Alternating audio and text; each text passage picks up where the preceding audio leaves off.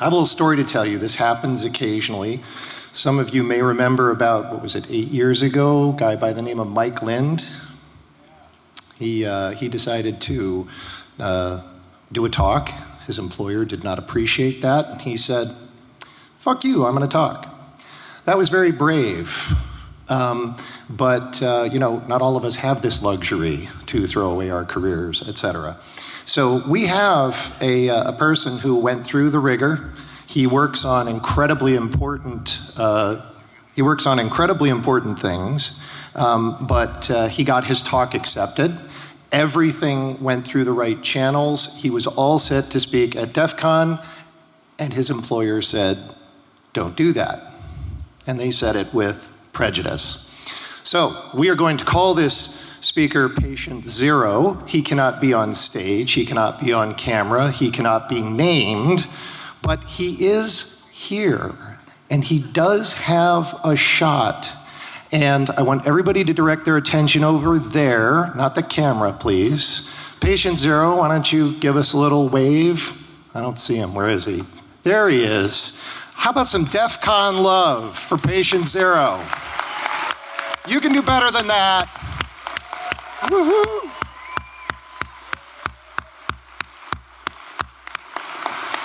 All right, we're supposed to be doing our shots here. Anyway, so first-time speakers all do a shot. Thank you very much, and hopefully one year you'll actually be up in front of all of these beautiful, well, people. Thank you. And now, Phil Zimmerman.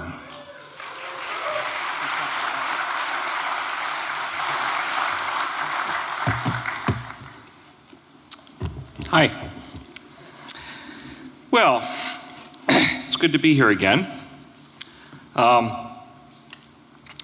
There's a story that I think it's an apocryphal story, but it's a good story anyway, and that is that sometime in the 19th century, Americans, or at least a lot of Americans, thought that tomatoes were toxic.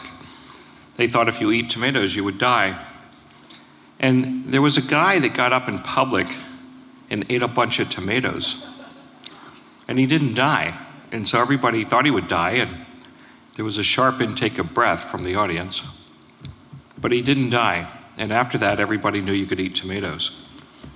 Well, for a long time, for 100 years, phone companies around the world have kind of created a culture for themselves that is very cooperative with governments in invading people's privacy.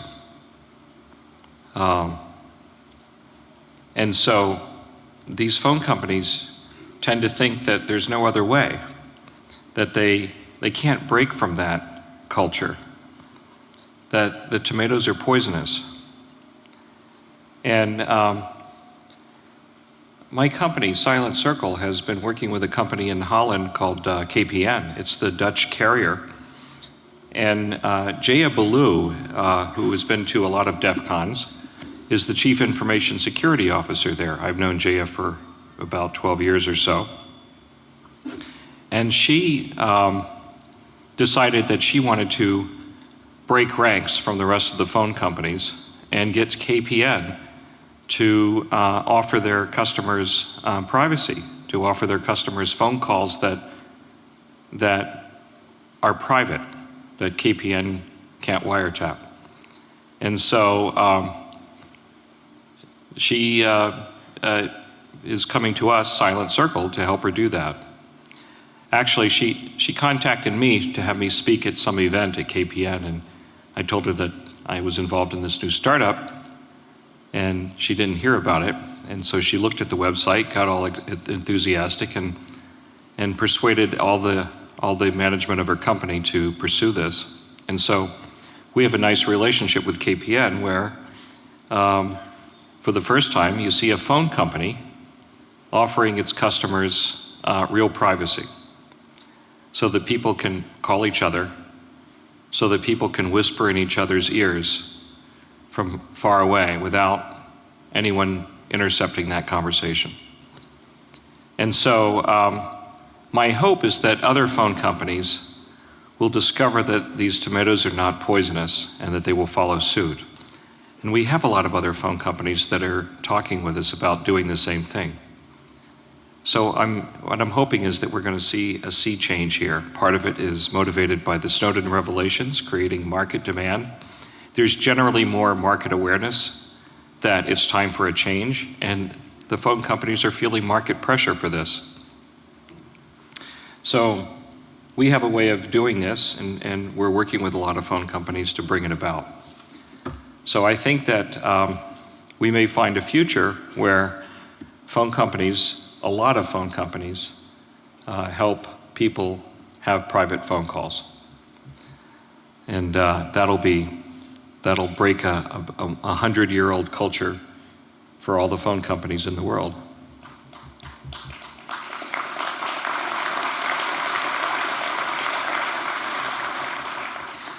So anyway, we have this really cool startup company, Silent Circle. And it started when I got a call from a guy who wanted me to help him start a company. This guy's a Navy SEAL. And he wanted to start a company that would allow U.S. servicemen overseas to talk with their families back home, because it really wasn't easy to do. The Pentagon would mostly just tell them what not to do. They would say, don't use Skype, don't do this, don't do that. But they didn't really have good advice for what they could do to talk to their families back home. And so he wanted to give them something for that. And he described the problem to me. I thought, yeah, sure. I had been working for many years on the Z-Phone project. I've demoed Z-Phone here at DEF CON a couple of times. And I thought, sure, I'm in. And so we started this company. I reached out to my friend John Callis, who was CTO at PGP, and he was working at Apple and then later worked for Entrust. And I thought we could get this done. And so now we've got, the company has grown quite a bit. We're up to around 100 people now.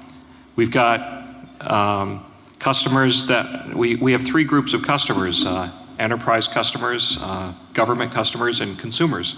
Anybody can sign up for our service. The government customers include Navy SEALs. And it isn't just for Navy SEALs to call their families. It's Navy SEALs who are actually using it for operations. So we're selling to special operations forces in Canada, Britain, Australia, United States. The U.S. Congress uses it. Other parts of the government use it. We're seeing law enforcement use it. We had about a year ago, we had a visit from the FBI at our office, and Mike Janke, my business partner, called me and told me that the FBI was in the office today, and I said, oh no, it's starting already. And he said, no, they just were here to ask about pricing. And I thought, okay, that's it, we're winning this. One of the first things that happened when Mike Janke approached me was that I wanted to make it so that politically, I have a lot of experience in the 1990s fighting the crypto wars, so I have some kind of political instincts about how to change public policy. And I thought what we need to create the conditions where nobody's going to lean on us to put a back door in because they need it themselves. If Navy SEALs are using it, if our own government develops a dependency on it, then they'll recognize that it would be counterproductive for them to try to get a back door in the product. Now, maybe it was an overabundance of caution because they never asked for a back door in PGP. But that took years to get that propagated out into government customers. We saw government customers take this up almost as soon as the product was ready. In fact, before the product was ready, they were asking about it. A lot of that has to do with Mike Janke's contacts from that community. And so we've created the conditions where it's difficult for them to even bring up the subject of a backdoor. They won't. So this is this has been effective. This is the new hack. You know, in the 1990s, we did things like print the PGP source code in books and have them scanned in Europe with using OCR fonts and CRCs on every line of source code, and have them scanned in and turned back into binaries. That blew a hole in the export controls in the 1990s. So we're doing the same thing again here. We're creating secure phone technology that the government itself depends on and other governments around the world. And so we think that we can bring this into the mainstream. And it'll be possible for you to whisper in someone's ear from 1,000 miles away, and it'll become the new normal. You know, most of these talks have questions at the end, but being as how this is DEF CON and just the culture of DEF CON, I kind of feel like getting a few questions in the middle. So if anybody wants to raise some questions, I'd like to hear them. Yeah. How do you expect U.S. telephone companies to survive with the way that Quest was ostracized and bankrupted by the government for not cooperating 10 years ago? Well, I don't know all the details of what led to Quest's problems. I would assume that there were other elements to that. We're not going after U.S. cell phone carriers right now. We're going after European ones, and other ones are in other parts of the world. After we get a lot of those, then we can have a look at the U.S. carriers. My question is about the metadata. They might not know the details of what you're saying, but does the systems that you're proposing protect you from people just gathering metadata about who you're talking to? Yes, they could get metadata if they watch all the traffic going into our data centers. They could figure out, do time correlations of here's some packets coming from this direction, and here's some packets going out to that direction, and probably they're related. You know, we don't actually store any logs. We don't keep call records for end-to-end secure calls. So they can't ask us for the metadata. Now, at places where we connect to the public switch telephone network, then they could wiretap that, and they could get the metadata for that, because those are carriers that deliver the PSTN parts of the call. But for end-to-end secure calls, we don't keep any logs of that. Being that Silent Circle's one of the few commercialware that's actually using PGP, do you think that there's an external force kind of preventing the adoption or the progression of the PGP in terms of security technology? That external force possibly being, I don't know, the government or any other group that doesn't necessarily want a secure encryption model to actually succeed. PGP has been used now for 20 years by a lot of people and a lot of companies. We don't have a secure email service at this time. We did have something at the beginning of the company, but we closed that down because LavaBit closed theirs down because they came under pressure. They got a court order that demanded that they hand over some things that we didn't want to be put in the same position. So we closed down our secure email service. Because email is a different thing than phone calls. Because phone calls are ephemeral and there's no need to keep any records. With email, you have to keep the email around on a server somewhere, and the email has metadata. It has a from, it has a to, it has a subject line, it has a timestamp, it has an IP address. All those things have to be stored on a server. And so that's metadata that invites, a court order to have a look at it. In the case of LavaBit, they wanted more than that. They wanted some cryptographic keys. We didn't want to be put in that position, so we destructively wiped out in a few hours our entire secure email service. We wiped out everything, the backups, everything. And we did it without warning, without telling our customers, because we didn't want to be next. Now, some of the customers were kind of pissed off about that, but most of them respected our reasons for doing it. They recognized that we did it to preserve their privacy. So, I mean, it makes sense that you would use PGP for Silent Circle, but I was referring to more about like a global adoption of PGP and the fact that you just don't see a lot of PGP penetrating into the different technologies. The reason why you don't see PGP being used ubiquitously is because it's necessary for people to understand how it works. They have to understand trust models. They have to understand public key infrastructure. They have to understand what it means to have public and private keys that are persistent and last for years and have to be managed, and you have to know that a name goes with a key. Those are complicated things that we don't have to worry about when we make ephemeral phone calls. The way we're doing phone calls, the ZRTP protocol that was the basis of Z-Phone, I don't know, how many people here have seen my old Z-Phone demos in previous DEF CONs? I guess everybody's so young, they don't think back that far. How many people here didn't know how to use computers back when PGP was causing so much trouble in the 90s? Yeah? Yeah, a lot of young whippersnappers. PGP has more complexity than a protocol that does secure phone calls.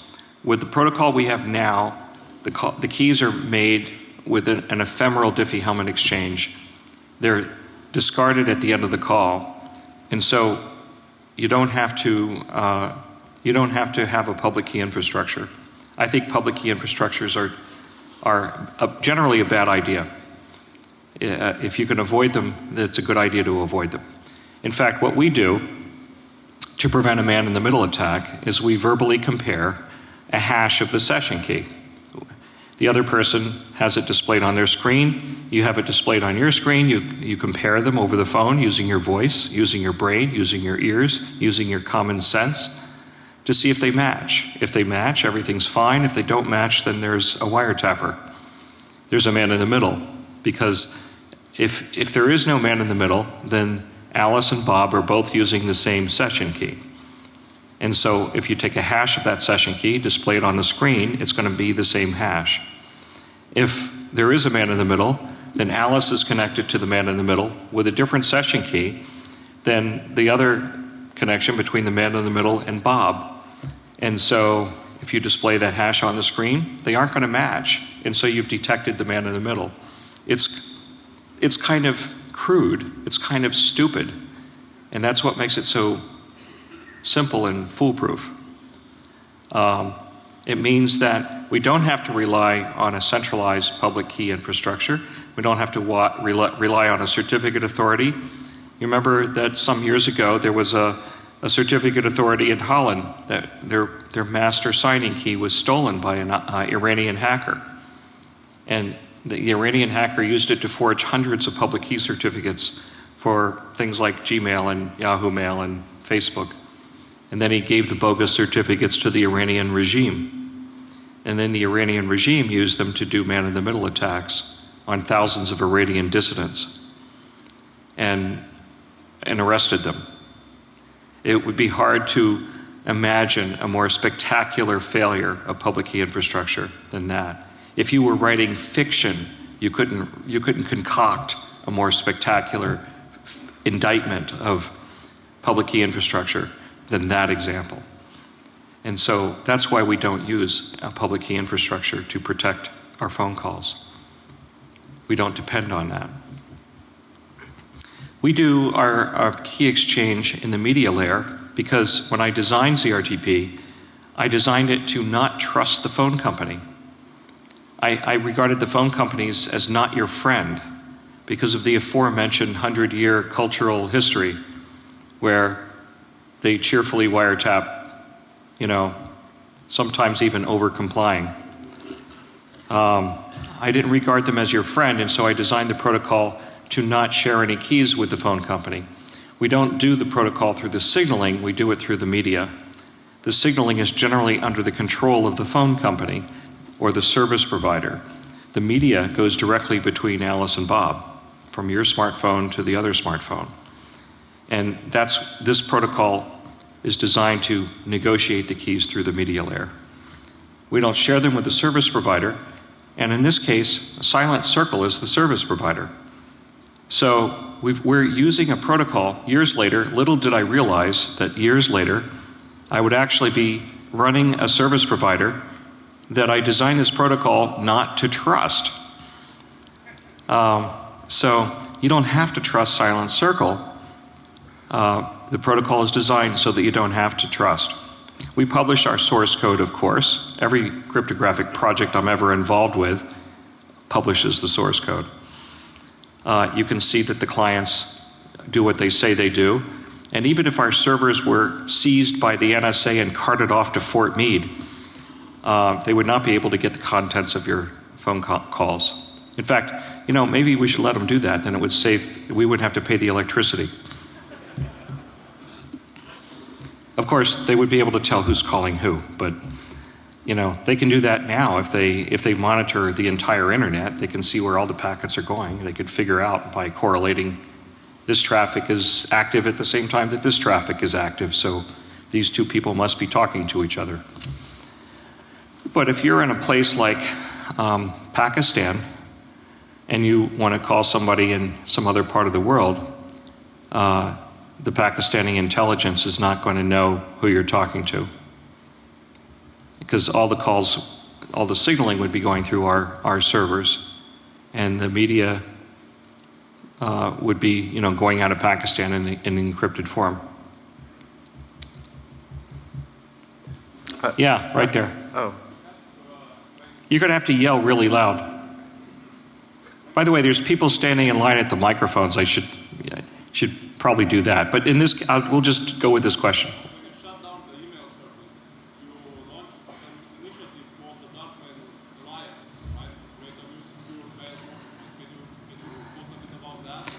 Yeah, the question is, when we shut down our email service, we started an initiative to do a secure email service that was built on a different architecture called Darkmail. And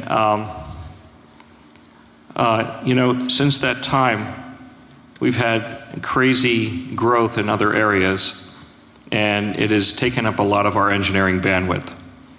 So I don't really have that much to say about Darkmail right now, but if anybody wants to hear more about that, they can talk to John Callis, our CTO, and John is more in tune with what we're doing on Darkmail.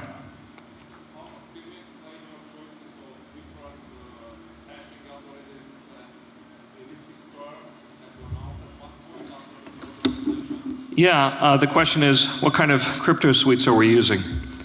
After the Snowden revelations, we felt a bit resentful that NIST had cooperated with the NSA.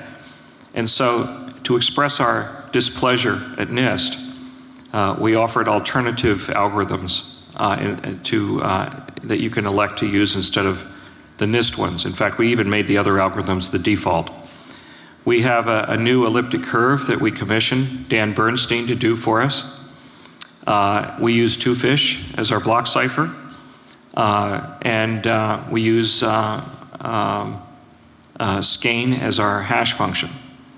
And we have these are alternatives to the NIST choices. Now, I don't believe there's anything wrong with the NIST choices. We're not using this stupid random number generator that NIST did at the behest of the NSA.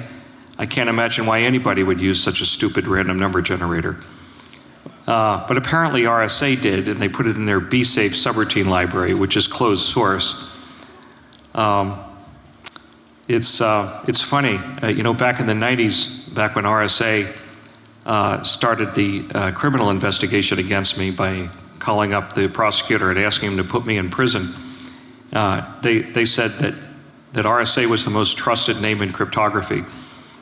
They even complained because we had said that about PGP in some press interview, and we were just saying it as a kind of a statement of fact rather than as a marketing slogan. And Jim Bidzo sent us a nasty letter saying, we can't say that PGP is the most trusted name in cryptography because that's a trademark of RSA. RSA is the most trusted name in cryptography. That was the trademark they had at that time. So he wanted us to cease and desist saying that because of the force of their trademark. So anyway, it's ironic that today we find that they were paid $10 million to put an NSA designed random number generator in their subroutine library. But anyway, we don't use that. But we do use other NIST algorithms that are good algorithms. That there's nothing wrong with them, and we offer those as a choice. You can use them, or you can use the new ones, and we default to the new ones. But it was really just an expression of displeasure about NIST's cooperation. It wasn't because there was anything actually wrong with the NIST algorithms that we were using. Over here. Hi. So traditional cell phones are dependent on the baseband processor, which have a whole lot of inherent flaws depending on the protocol you're using. What are you doing to mitigate baseband processor? That's a good question. Factors? You know, we had a meeting at NVIDIA because NVIDIA makes the chipset that we're using for BlackPhone. And NVIDIA had apparently acquired a company a while back that made a baseband processor. It was built around a software-defined radio.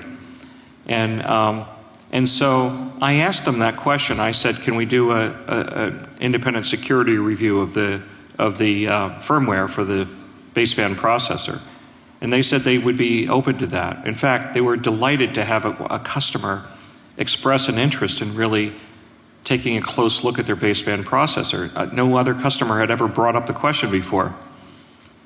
You know, no other customer is as obsessive about it as we are. So actually what I'd like to do is I'd like to figure out a way to decouple the baseband processor so that it doesn't have read-write access to the application processor's memory. And I think that there may be ways to do that. I've heard that some baseband processors that are decoupled, that you can talk to them through like AT commands, like the old modem commands. If that's the case, then that would be a better way to go. So we'll keep pursuing that with NVIDIA, or if we use any other baseband processors, we'll always be pursuing that. We're just starting with BlackPhone. It's kind of a journey. We have to work hard to take all the pieces and make them all secure one by one. Do you know what core processes in the phone your baseband processor has access to? Like traditionally, it has access to GPS, camera, data storage. Does that affect BlackPhone? I don't know what the baseband processor has access to. I think you'd have to talk to Mike Kershaw, the CTO of BlackPhone. I'll raise that question with him. I'm going to be meeting with him pretty soon about things relating to the baseband processor. Thank you. Yeah. How do we make a solution such as Silent Circle so ubiquitously used by even the average man that the use of it doesn't make you the anomaly for further analysis and scrutiny?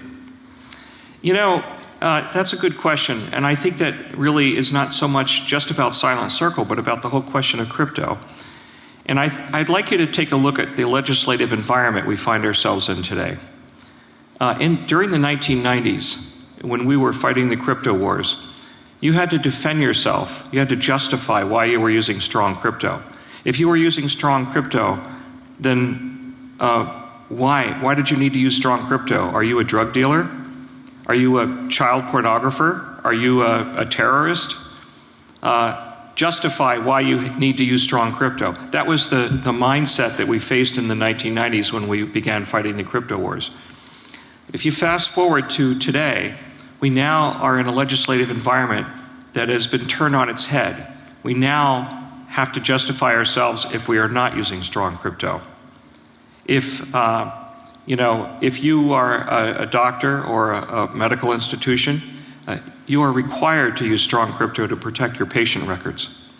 If you're a company and you leave your laptop computer in a taxi that has 200,000 customer names on the disk, you better hope to God that that disk is encrypted.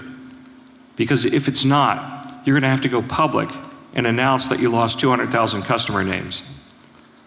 The legislative environment has been turned around. Sarbanes-Oxley requires you to protect company assets. That it doesn't explicitly mention crypto, but everybody knows that you need to use crypto to do that. There's all kinds of legislative things in the environment today that we didn't have in the 90s, and now today you have to justify why you're not using strong crypto. Yeah. Thank you very much. The current version of the USA Freedom Act that's favored by the Senate Intelligence Committee and also the White House mandates that phone companies now do the bulk metadata collection that the NSA used to do. It's for 18 months as opposed to 5 years. Understanding that your phone service does something a bit different, I wonder if you could comment on the current version of the Freedom Act that's favored, and how do you think its passage might affect the services you look to offer? Well, all of these, CALEA and other laws that impose requirements on phone companies are largely imposing requirements on phone companies. They don't impose requirements on end users. Now, the ZRTP protocol performs its calculations in the client software, which is owned by the end user. And so we're not in violation of CALEA as a service provider. If CALEA requires us to hand over whatever we have to the government, well, we don't have any keys, and we can't hand them over if we don't have them. So I don't think that the legislative initiatives that we might see are going to have that much effect, unless they try to go back and say that people are not allowed to use strong crypto at the client. I just don't see that happening. We fought and we won in the 1990s in the crypto wars. I don't see that being rolled back. After 9/11, I thought for sure that somebody would try to roll them back, but they did not. In fact, it was kind of interesting because at 9/11, our Attorney General was John Ashcroft. Now, during the 1990s in the crypto wars, John Ashcroft was a senator, and this was during the Clinton years. And I met with John Ashcroft along with other activists, crypto activists, and he was convinced that we were right, that we needed to change the export controls, we needed to not pursue the Clipper chip, and so he was on our side. Later, he became Attorney General, and he did not change his position. So even though we lost a lot of other civil liberties under John Ashcroft, he didn't try to roll back the gains that we had won in the crypto wars of the 1990s. Yeah. You mentioned that you publish. Sorry. I was pointing to a guy in the front row. You really should stand in line back there, but if you yell really loud, I can hear you.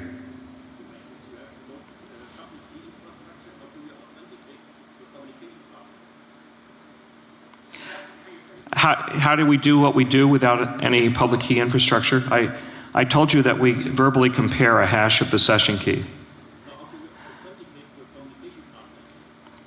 How do you authenticate the communication partner? Well, okay, if you're asking about the signaling, we send our signaling through a TLS tunnel. We have a public key infrastructure there, but not from a certificate authority. We put a public key certificate in the client. We bake it into the client. It doesn't depend on certification by a certificate authority. We actually do have a certificate authority sign it, but we don't care because we bake in the key into the client. And you're supposed to know who you're talking to.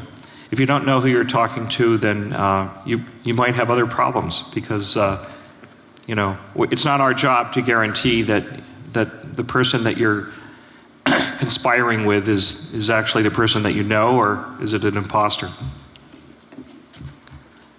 Yeah. Thank you. You mentioned that you publish all your source code and that we can have a look at it and verify that the client is actually doing what it's supposed to be doing. and you've got this great system where you display the hash on the phone, on the screen, so that we don't have to trust that the back end is doing what it's supposed to do. But how can I verify that the actual binary that's running on my phone was built from that source? Well, you can compile it yourself and see if it was if it's the same. It's not so easy though, because modern development environments have so much complexity. They might have timestamps in the binaries, for example, when you do the compile. It might be hard to do that, but what you can do is you can compile it yourself and run it, and use what you run yourself. If you're on Android, that's easy to do. If you're on Apple devices, not so easy, because you have to be an Apple developer. I don't know if you can really compare the binaries because of, I don't know if you make a fresh binary, if it's really going to have the same, all the bits the same down to all the timestamps. But it's the best we can do.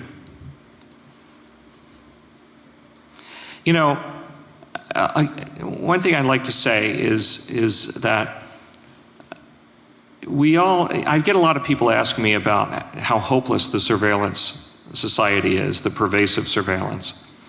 And I feel like if we feel that it's hopeless, then we're less likely to do something about it.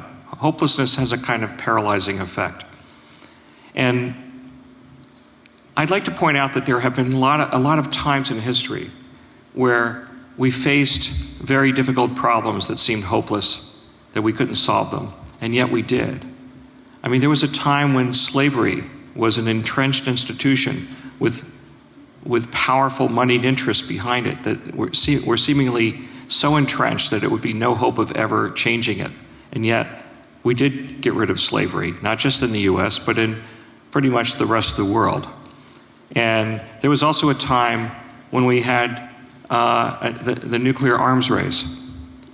That seemed to be something that we could never change. We were facing a global nuclear holocaust. And yet, somehow, the arms race came to an end. The American Civil Rights Movement seemed to be a very difficult problem in the 1950s and the 1960s. And yet, we were able to make great progress there.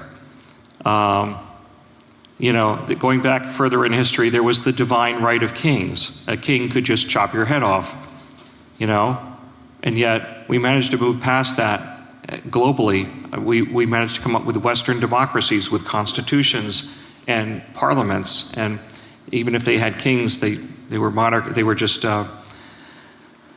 constitutional monarchies where the king couldn't chop your head off anymore. We managed to solve a lot of problems that seemed to be insolvable. I think that what we face today with pervasive surveillance may, at this moment, seem to be an insolvable problem. But I disagree. I think that, like many other solvable problems before, seemingly insolvable problems before, we found a way to get past it. I think we can do that now.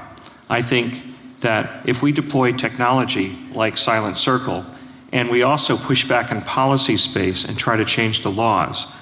And in fact, these two things are related, because sometimes you can change the laws by deploying technology and having it become the new norm.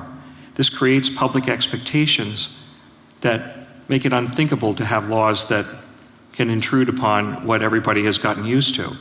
I mean, when you do online banking today, you're using SSL, and if the government tried to say, well, all the connections through web browsers have to go through a government proxy, you can't talk to your bank anymore without the government seeing the conversation you're having with your bank, people would reject that.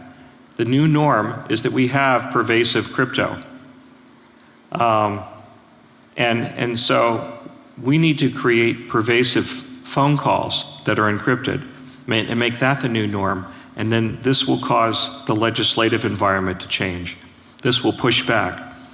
Now, what's happened with the reason why we won in the 1990s is we got everybody to participate in a big public policy debate, and we won. We got the export controls turned back, and we got the domestic controls. There was the Clipper chip. that we killed those before they could get any traction. I think we can do the same thing here. Yeah. I just wondered what license the source code is released under. It's some kind of a, I'm not sure, it might be either a GPL or it's some special license that allows you to do things with it, but I think that you're not allowed to make money with it. I'm not sure of the terms. You go to the Silent Circle website, you can read the fine print of the license. But you know, the ZRTP protocol does have an open source license. It's under the LGPL, which is a pretty reasonable open source license. So people can use that to create other products. There are other ZRTP products out there. Yeah. So well, on the subject of making secure communications for voice more ubiquitous, one of the key things I think that's going to be important for that is making emergency services through, for example, 911 available in a secure way. Given your thoughts on the challenges of PKI infrastructure with a sort of non-technical public, when we have to start securing things around the media channel, like location determination, location validation, and in next generation 911 when we're passing URIs to health records and things like this, what do you see as sort of the opportunities to make that work in a way that still allows us to have secure communications? Well, it's an interesting question because as you were describing that, I began to think of the terrible frustration of trying to call 911 because my house is on fire and I'm getting a public key certificate that's expired with a little alert box that tells me that it's expired, and you know, what a nightmare that would be. Kind of reminds me of a scene in the old original Terminator movie. There was a scene where somebody calls 911 and they get a recording saying, all lines are busy right now. Actually, you never get that when you call 911, but it was a great device in the movie to you know, great plot device in the movie. We're going to have to, if whatever it is that we do for emergency services, we have to do it in a way that if the crypto stuff isn't working the way it should, that it gets out of the way. Because right now, nobody cares about encrypting the calls to 911. And if we start encrypting the calls to 911, that's all nice that we can do that. But if we can't, if there's some reason why the PKI, the fucking PKI doesn't work, you know, I want to fucking talk to 911, regardless. So we have to be able to fall back to unencrypted or encrypted with keys that you don't care about because you just want an ambulance to get here right now. So, you know, I've heard people say that like in silent phone, if you can't negotiate keys for some reason, like maybe if somebody's done something bad to our servers and the servers fall under the control of you know, the evil NSA, if they hack in and turn off, you know, TLS so that the signaling can't do TLS, I think we should find a way to make the call anyway. Because if we actually start using it for emergency services, we should definitely find a way to get around it and make a call no matter what. Any kind of VoIP that involves emergency services should be able to make an unencrypted call if necessary. It could display on the GUI that the call's not encrypted. Actually, that raises an interesting question. How do you make a GUI that can be all over the world in 30 different languages and make the users understand what the security state is? It's not an easy thing to do. With Zphone and with the first versions of Silent Phone, we just did them in English, but now we're kind of struggling with trying to deal with doing it in 30 languages or doing it graphically. Yeah, okay, it's 5 minutes to go. Oh, you had a question. Good. I take it you saw the news this week that Yahoo are bumping up in search results those companies that are offering HTTPS. I wanted to know what you thought of that. And also, Say that again? maybe I'll stand up closer. Did you see the news this week that Yahoo are bumping up in the search results those websites that use HTTPS? Oh, yeah, yeah. And also, what do you think of Yahoo as the new internet moral guardian? You know, when they started the company Yahoo, they didn't found it with the motto "Don't be evil," and yet they seem to be very interested in not being evil. So that's inspiring. I'm glad that they're doing it. You know, what you're seeing here is all of this is kind of a tectonic shift because of what we saw with Snowden's revelations. Everybody in the security industry is trying to up their game. And I think that's why phone companies are interested in working with us, because they're feeling market pressure from their user base. So I think that the time has come now that we now have the wind at our backs with market pressure. And we have a lot of motivated security people that are finally able to get traction with their own employers to get everything hardened up. We're seeing products everywhere try to up their game and services. In Silent Circle, our whole reason to exist is all about security. You know, the entire purpose of BlackPhone is to make a privacy phone. It's not an Android phone with some privacy features. It is a privacy phone that we based on Android. Everything that we do with it is all going to be about protecting your privacy. It's not just silent phone, it's everything else on the platform. You know, I've been working on crypto software for a long time, and the question has always been, well, what about if somebody breaks into your platform? And I say, well, it's out of scope of my software.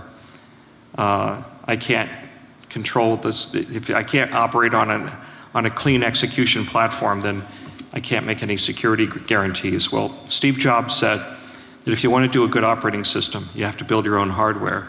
Well, that's what we're doing now. We're building our own hardware. We're building a purpose-built phone whose purpose is to give you privacy.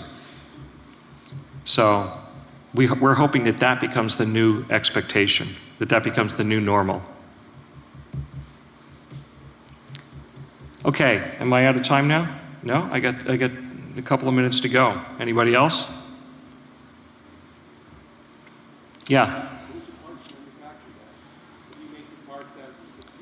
Well, we get our chips from NVIDIA. The question is, where are the parts built? The chips are made by NVIDIA. I don't know where they build their chips. We assemble the parts in China. Yes, I know, China, yeah. But we get the phones back, and we put our probes on, and we look at all the bits that are in there and make sure that they're bits that we put in. We also have our own people in the Chinese factory supervising it. But you know, maybe we'll build them somewhere else someday. Yeah. What?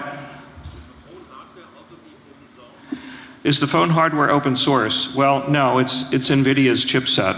I mean, NVIDIA is a company that builds chips. They're nice chips. They use them in a lot of other phones. So they're not open source, but hey, you know, we have to work with the materials we have. Yeah. So what's the thing in privacy, security, cryptography that you are the most excited about that may have nothing to do with BlackPhone?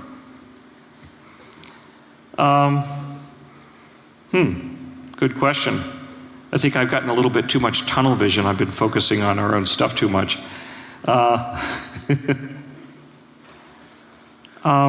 You know, actually, it isn't really just one product. I think what has me excited the most is that now I don't have to twist so many arms. Everybody now is coming home to Jesus. You know, if I ever meet Snowden, I'll have to thank him for waking everybody up.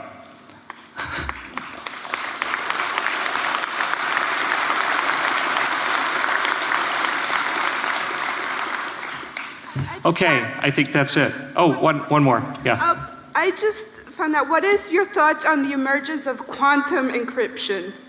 Quantum encryption. Well, quantum encryption is an interesting bit of science that is a lot of fun. I majored in physics before I switched to computer science. But it's not easy to apply it to the general use cases. You know, you have to do it only over fiber optics. And, you know, I need to be able to do practical things over Wi-Fi and Ethernet and all kinds of other things. I need to be sitting on an airplane and make a secure call through the airplane's Wi-Fi, which goes up to a satellite and back down to the ground. I mean, quantum cryptography is an interesting petri dish science experiment, and it is a lot of fun, but I don't see it as really something that's going to change the world. But do you think that once it is perfected, it would work well with your ideas, if ever? Well, you can't really get beyond fiber optics or very special line of sight operations with it. So I don't think it's going to get beyond that. It's a lot of fun, but I don't see it as being practical. I would rather use public key algorithms. Okay, I think we're done. Very nice. All right.